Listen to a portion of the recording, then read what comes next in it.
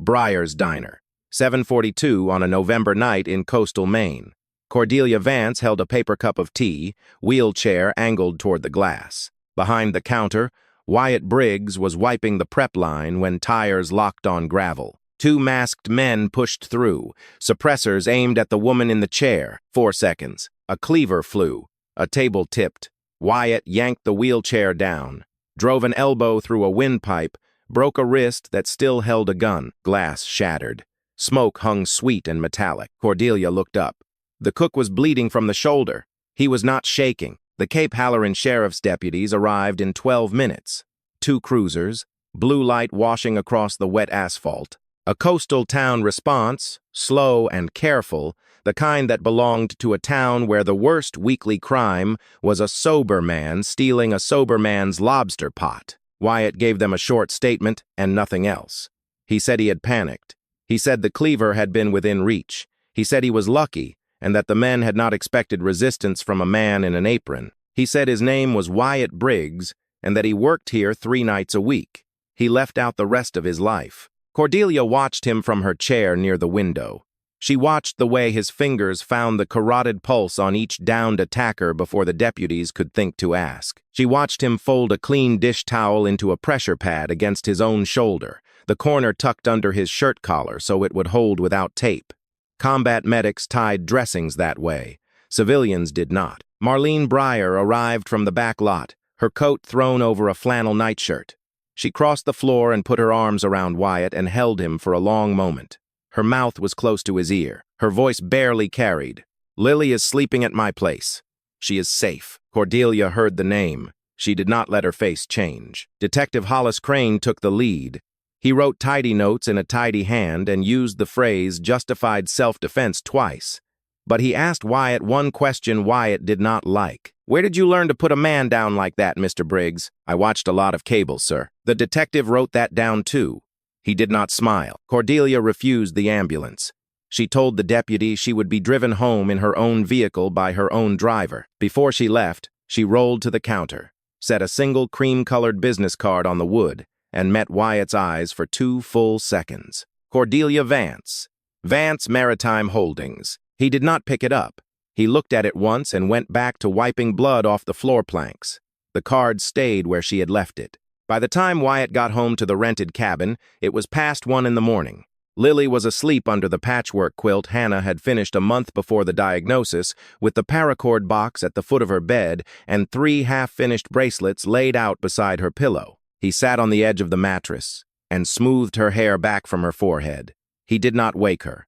He did not tell her anything. He simply sat there until her breathing evened out again, and then he sat a while longer because he did not yet know how to leave the room. At Marrowstone Estate, Cordelia made 3 calls to her private security detail. 2 of the numbers rang and went to voicemail.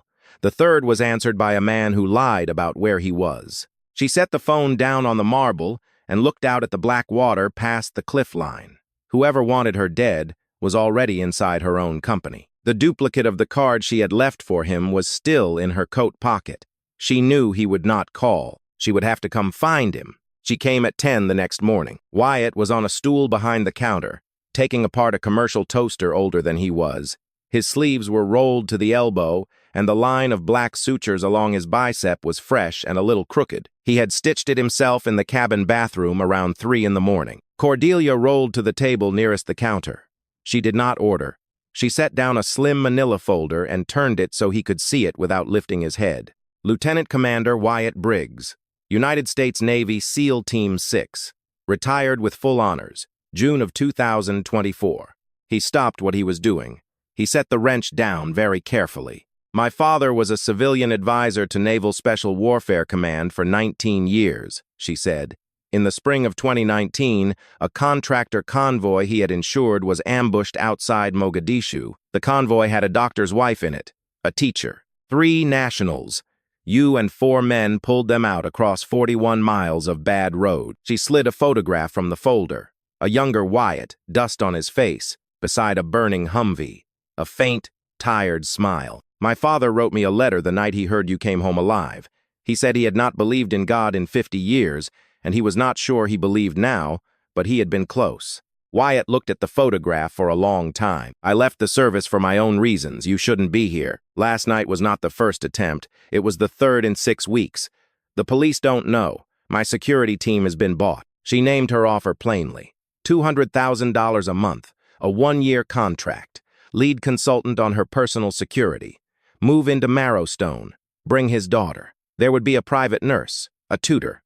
A wing of the house no one else would enter. He did not raise his voice when he refused. I made a promise to my wife. I told her I would not go back to that work. Lily already lost one of us. I will not put her in line to lose another. Marlene came out of the kitchen then, set a coffee cup in front of Cordelia without a word, and stood at Wyatt's shoulder. She did not speak. She only looked at him. He knew what the look meant. He had seen it 3 times in his life, and each time it had meant a woman was being hunted. Cordelia took out a pen. She wrote a number across the back of her card in careful block print. If you change your mind, and not for the money, this is me. Personal. She rolled to the door. Her wheels left 2 faint wet lines across the floorboards. Wyatt picked up the card after she was gone. He read the number once. He folded it into the breast pocket of his flannel, beside the small photograph of Hannah and Lily. That evening, on the cabin steps, Lily climbed into his lap and watched the pines move. Daddy. The lady in the wheelchair at the diner. Is she sad? Wyatt looked down. I think she might be, Pearl. She wove her fingers between his. You should help her then. Mama always said you were good at helping sad people. He sat with that for a long time after she went inside. Then he took out his phone and dialed the number on the back of the card. 1 ring, 2. She picked up and did not speak. I'll come, he said. But I have rules. 3 days later, Wyatt and Lily moved into the east guest wing of Marrowstone. Lily carried her paracord box in both arms and her sketchbook tucked under one elbow. She studied the chandelier in the foyer for a long time and decided it looked like a jellyfish. She was not impressed by the size of the rooms. She was impressed by the bay window seat in her bedroom, wide enough for her, the box, and 3 pillows at once. Wyatt's rules were short. He was not staff. He was an independent consultant. Lily would never be in any room with Cordelia's business associates. He had full authority to change any security protocol without approval. Cordelia would be told everything related to the threat and nothing else. Cordelia agreed to all of it without negotiating a single line. He swept the estate in 6 hours. 2 listening devices in her home office, 1 bonded to the underside of the desk and 1 inside the leg of the credenza. 1 under the bedside table in her room of newer make. He left them where they were. Sources were more useful when they thought they were unobserved. That afternoon, she introduced him to Royce Pemberton over a video call. Royce was 60 if he was a day, silver at the temples, tailored in charcoal. He smiled in the polite way of men who had grown up being smiled at. He asked about Wyatt's background. Wyatt said private security and gave a town in Texas he had never lived in. Royce nodded. His eyes did not change. The eyes of a man weighing something he had already decided. When the call ended, Wyatt waited until the door was closed. Him, he said, he's one of them. He may be all of them. Royce has worked with my family for 26 years. I'm not saying I have proof. I'm saying I know the look of a man who has decided to kill someone and has not yet admitted it to himself. Cordelia did not answer for a moment. Then she said only, keep watching. That evening, Lily wandered down the long carpeted hall and rolled she had been pretending all afternoon to use a wheelchair too, on the desk chair with the casters into Cordelia's study by accident. Sordelia Froze. She had never been particularly good with children.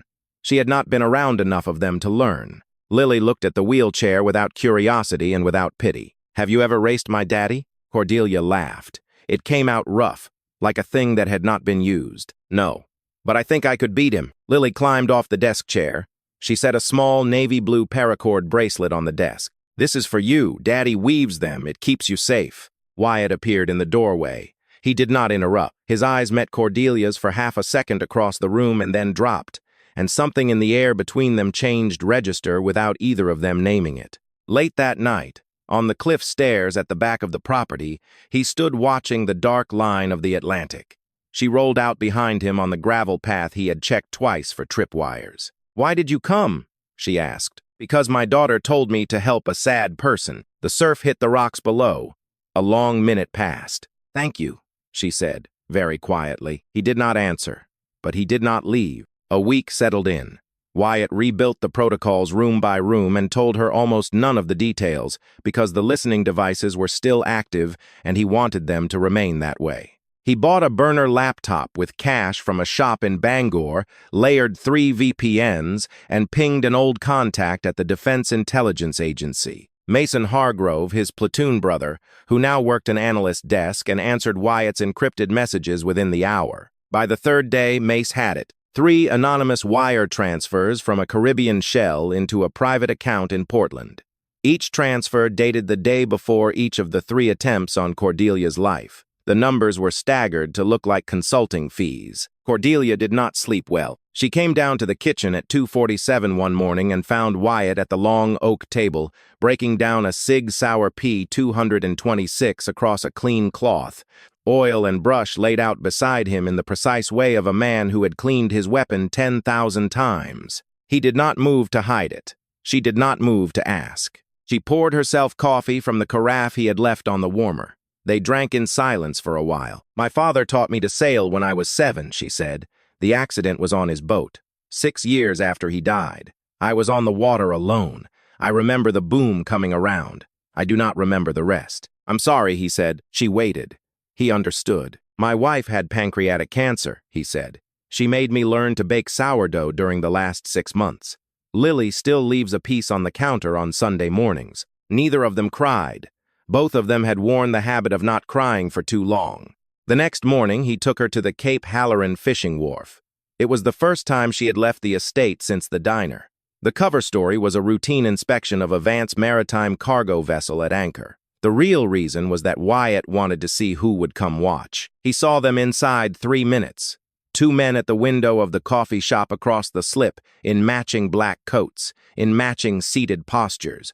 Professionals. He filed it and said nothing. Lily came along. He would not let her out of his sight. She laughed when the gulls came down for crackers, and Cordelia watched her laugh, and for the first time in 4 years, Cordelia did not feel like an object inside a chair. Wyatt put his hand on her shoulder as he guided her wheelchair across the loose boards of the slip.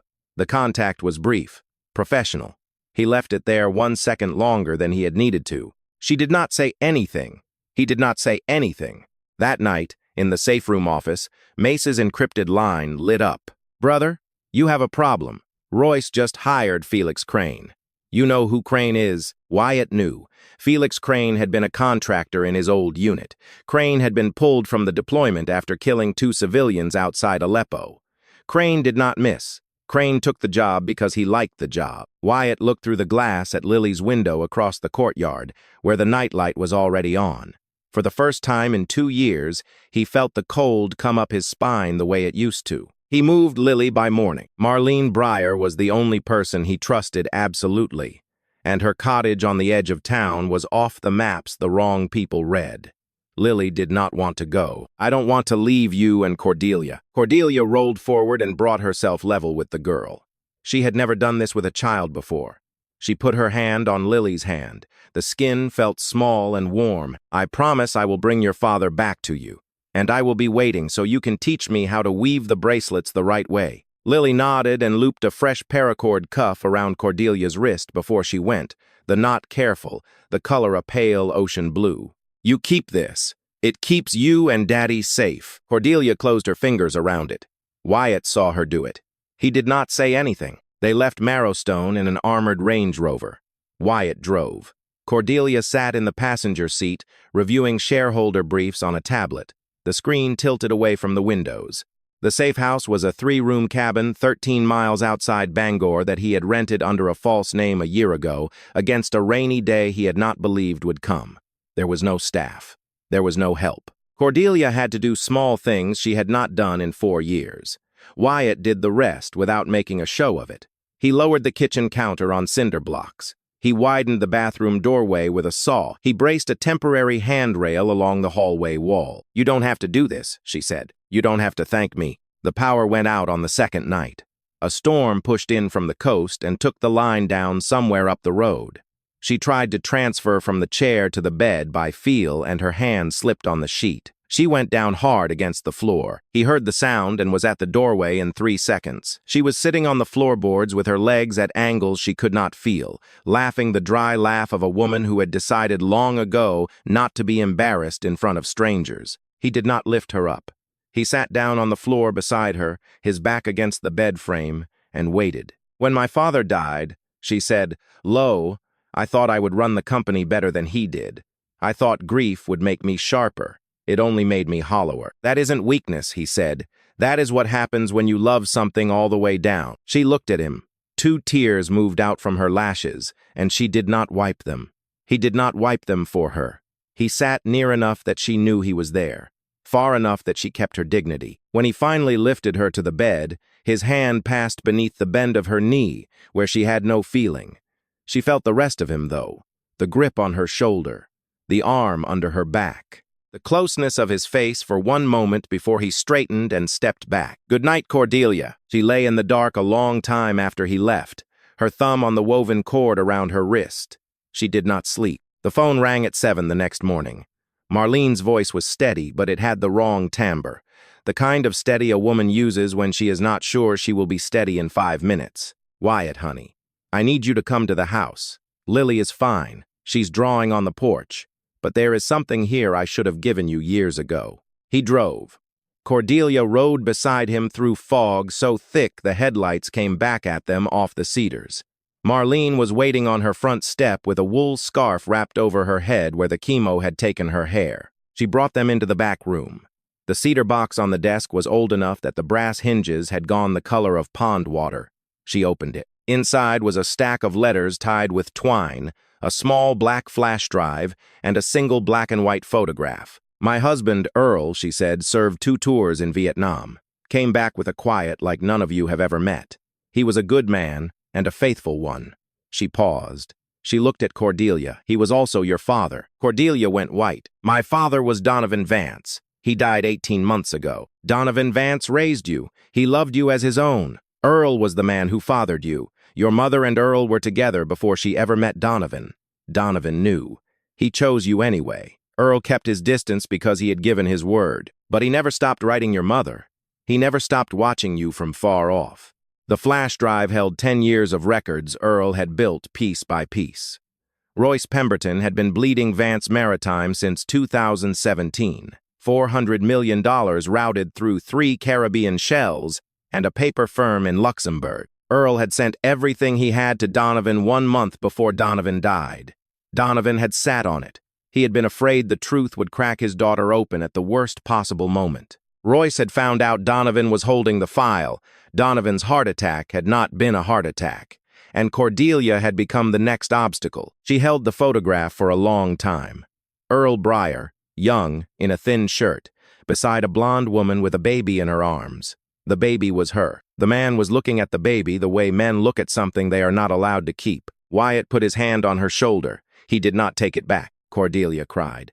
Not for what she had lost, for the shape that had sat empty inside her for 40 years, and now finally had a name. Earl had loved her from far away. Donovan had loved her up close. Both of them had been her father. She had not been wrong to feel uneven in her own house. The house had been uneven.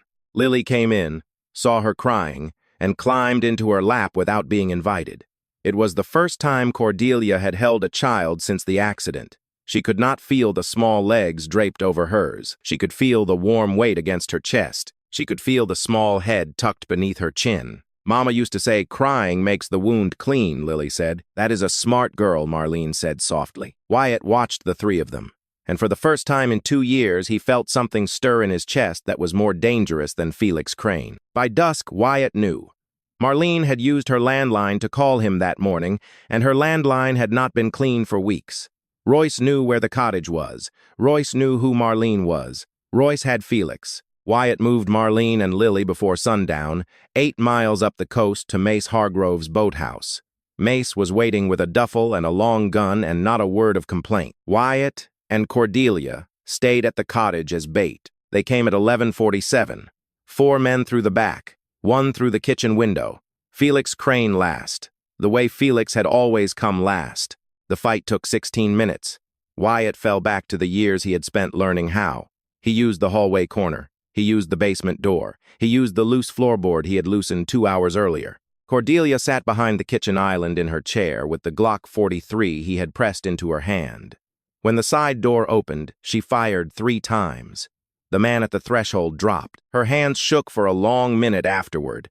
They did not stop until Wyatt put his hand over hers. Then Felix was inside. He came around the island, knocked Cordelia out of her chair with the side of his boot, dragged her into the open, and put the muzzle of his pistol against her temple. "Open the safe. Give me the drive." Wyatt stepped out of the hallway with his cig already up. The 2 muzzles found one another. Stillness. "Brother," Crane said. "Long time." "Felix." "Set it down. She isn't your contract. Everyone's a contract. You taught me that." Cordelia, on the floor, looked up at Wyatt. His eyes did not leave Crane. His left hand made the smallest gesture against his hip. "Stay. Stay still." She saw the Glock. It had skidded under the lip of the refrigerator when she went down, and the kick plate had stopped it. Crane's eyes were on Wyatt. Crane did not see her hand move. She closed her fingers around the grip. She squeezed. Crane went down hard against the cabinets. Wyatt fired the second shot from across the room. Insurance. Silence. The kitchen clock. The hum of the old fridge. Her breathing. Wyatt was on her in a single motion, lifting her back into the chair, his hands quick and steady at her waist and shoulders. She was shaking against him. "I killed a man. You saved me." She put her forehead against his chest. His arms closed around her. There was no professional distance left in either of them. Her hands gripped the back of his shirt. His hand was at the base of her neck, warm and certain. He did not say, "I love you." She did not say, "Stay." They both knew. When the FBI rolled in 20 minutes later, called by Mace from a clean line in Boston, the staging was already done. Wyatt had moved the Glock. He had wiped her prints. The story would be that he was the only shooter in the house. Cordelia tried to argue. He took her hand, and his hand was still tacky with blood, and she kept holding it anyway. "You cannot get tangled in this," he said.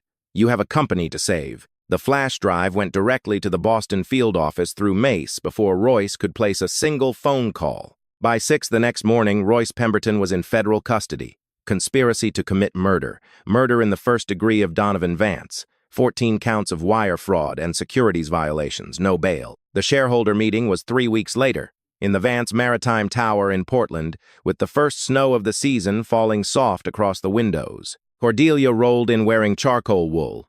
Wyatt walked beside her. He was not a guard. He was not staff. He was a man at her side, and the room read it correctly. Royce was not there. He was in a federal holding facility, awaiting indictment. She laid the truth on the table. She did not perform. She did not raise her voice. She set down what Earl had built in his last 10 years and let the board read it. The transfers, the shells, the Luxembourg paper firm. The forensic accountant had verified the figures within 72 hours. She told the board, plainly, that her biological father had been a Vietnam veteran from Cape Halloran named Earl Breyer.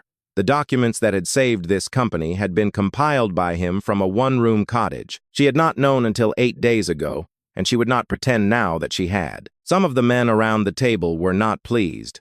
There were words used quietly that should not have been used. One board member proposed a vote to remove her from the chair on grounds of stability. Cordelia did not flinch. "My father, Donovan Vance, died to keep this company out of Royce Pemberton's hands. My father, Earl Breyer, lived alone for 30 years to protect me from a distance. I carry both their blood. You are welcome to vote me out. You will not find anyone who will fight harder for what they built." The vote went 73 to 27. She kept the chair. Afterwards, she and Wyatt walked the length of the granite corridor toward the elevator. He pushed the chair. She reached up and took his hand. She held it openly. It was the first time, in front of anyone, a photographer from the Portland Press-Herald caught it. The next morning, the photograph was on the front page. Cordelia did not comment. Wyatt did not comment. They went home to Marrowstone. Lily was waiting at the door beside Marlene. The girl ran out into the gravel and threw her arms around Cordelia first, around the chair and around Cordelia's neck. Then she ran to her father. Cordelia held her a little longer than she needed to. Wyatt saw it. He smiled the smallest smile. That evening, Wyatt put Lily to bed. When he came back down the hall, Cordelia was in the reading room, the fire low, a book open and unread on her lap. She nodded him to the chair beside her. "Marrowstone is your house if you want it. Yours and Lily's. No contract. No salary, just home. He was quiet for a long time. I made a promise to Hannah. I told her I would not love anyone again. I am not asking you to break that promise. I am asking you not to leave. He took her hand and laid it flat against his chest, over the breast pocket where the photograph of Hannah and Lily had ridden 2 years. She told me one last thing at the end. She said, "Do not let Lily grow up with no one else to love her." Cordelia understood. She did not speak. She kept her hand on his shirt, and they sat that way until the fire burned down to coals. 2 months passed. By early January, Marrowstone was under 3 feet of snow. The cliff path was unusable until the groundskeeper cleared it each morning at dawn. Wyatt and Lily had moved out of the east wing into rooms Cordelia had quietly remodeled. Lily's room had a wide window facing the Atlantic and a tilted easel under the lamp. Her paints were lined up by color. The walls she had been allowed to paint herself in 3 colors of her own choosing. Wyatt ran security for Vance Maritime, but from a distance, on his own terms. He repaired the toaster at Marlene's diner every Saturday morning, the same broken toaster which seemed to break every week on purpose. Marlene had finished her chemotherapy in December. Her hair was coming back in soft, surprising silver. Lily wove paracord cuffs for 3 people now: her father, Marlene, and Cordy. The name had arrived without anyone deciding it. Lily had simply tried it one morning at breakfast, and Cordelia had answered to it, and that had been the whole conversation. Cordelia learned how to bake sourdough. She failed 3 loaves before the 4th came out the way Hannah had taught Wyatt. He did not laugh at her failures. He stood beside her at the lowered counter and pointed at where the dough had been overworked. And the 5th loaf was perfect, and he ate 2 slices and said nothing, which Cordelia understood as the highest compliment he could give. One night in mid-January, Lily came down with a small fever from a cold she had picked up at school. Cordelia sat at her bedside for hours, reading Charlotte's Web aloud in a voice she did not realize had gone hoarse with worry. Wyatt stood in the doorway for a long minute, watching, and recognized something he had not thought he would see again. A woman caring for his child, not because she had been hired and not because she had been asked, because she wanted to. Lily was better in the morning. She gave Cordelia a painting at breakfast. 3 figures on the cliff. Cordelia in her chair in the middle, Wyatt on one side, Lily on the other. Above the 3 figures, in red crayon, in Lily's careful capital letters, one word: family. Cordelia could not speak for a moment. That night, Wyatt walked out onto the cliff porch in his coat. Cordelia rolled out behind him on the ramp he had built in November. The stars were sharp. The sea wind was light. "I want to tell you something," he said. "You don't have to." "I do." He knelt, not to propose, to bring himself level with her eyes. He put one hand on the arm of her chair. "Hannah is the past I loved. You are the present I am choosing. I do not know what the future will look like. I want it to have you in it." She put her hand against his cheek. She kissed him. It was a short kiss, salty from the sea wind, quiet enough that the night did not change for it. He did not say, "I love you." She did not say, "I love you." They did not need to. April. The snow gave way to the long Maine spring, and Cape Halloran came back to itself in the smell of salt and wild daffodils on the roadside. Vance Maritime was steady under Cordelia. She had turned down 2 acquisition offers in February. The company stayed what her 2 fathers had built it to be. Royce Pemberton was sentenced in March, 40 years federal time. No parole. He would die in a small room far from any ocean. Felix Crane was buried at Arlington with full honors that Wyatt did not believe Felix had earned. Wyatt did not go to the service. He did not say why. He spent that afternoon repairing the back screen door at Marlene's place, and Marlene asked no questions, and he answered none. Marlene Breyer was declared in full remission on the 3rd Friday of March. She sold the diner to a young couple from Vermont who had moved to Cape Halloran on a hunch and a small inheritance. She still came in on Saturday mornings to bake the bread. She said the ovens preferred her.